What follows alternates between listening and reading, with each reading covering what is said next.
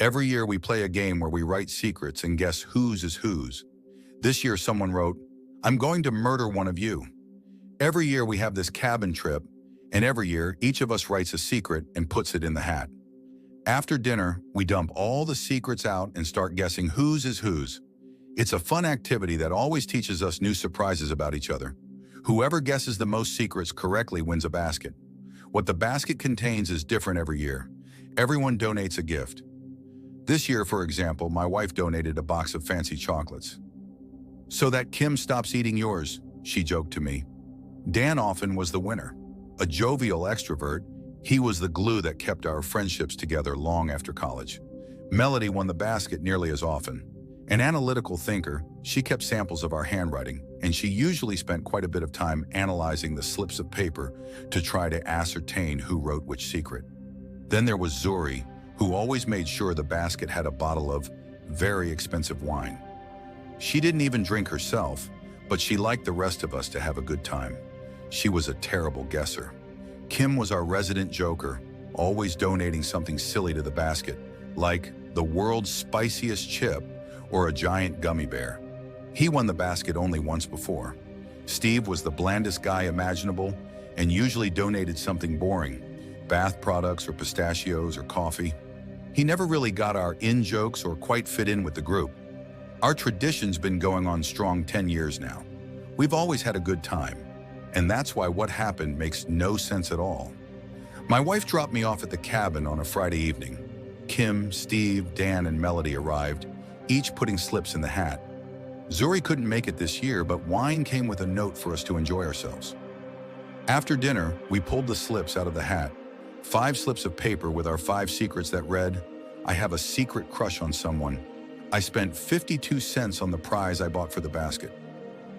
I have a star named after me. It's a girl. I'm going to murder one of you." We read them all aloud, laughing and shouting guesses until we got to the last one. Everyone went quiet. Someone wondered if it was a joke. We all looked at resident joker Kim, but he said his was the 52 cents one. Everyone began snatching their slips until each of us was holding a slip except me. "It's Mia," they all said. "Mia's planning a murder." "No, I'm not," I sputtered. "I wrote I started a new diet." Who had swapped my secret for the murder one? To say that tensions were high would be an understatement. In the end, Dan suggested we skip the game and share the basket. But everyone's mood was sour except for Kim, who happily ate all the chocolates and drank half the wine bottle himself. I wondered if he really did put that murder slip in there as a prank, just so we'd wind up splitting the basket and he'd get a share. But the next morning we woke up and found Kim lying blue-faced and wide-eyed in the bed, vomit staining the pillow and sheets beside him.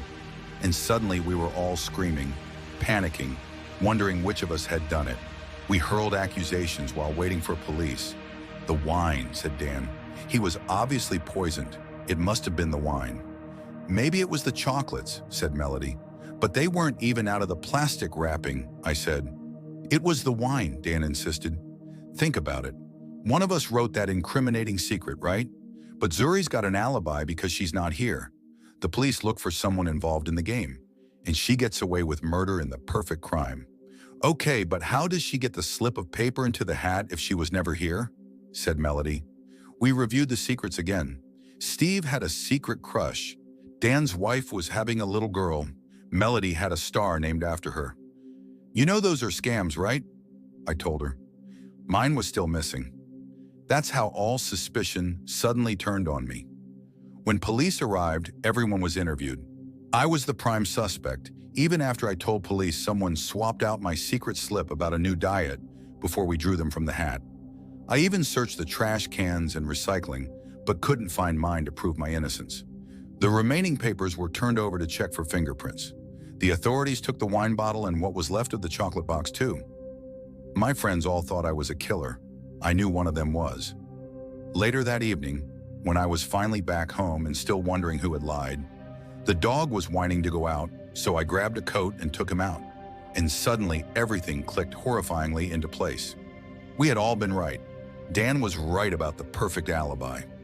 Melody was right about the chocolates, not the ones in plastic wrap in the basket, but the ones in my bag that were supposed to be mine. that Kim stole like he did every year. And I had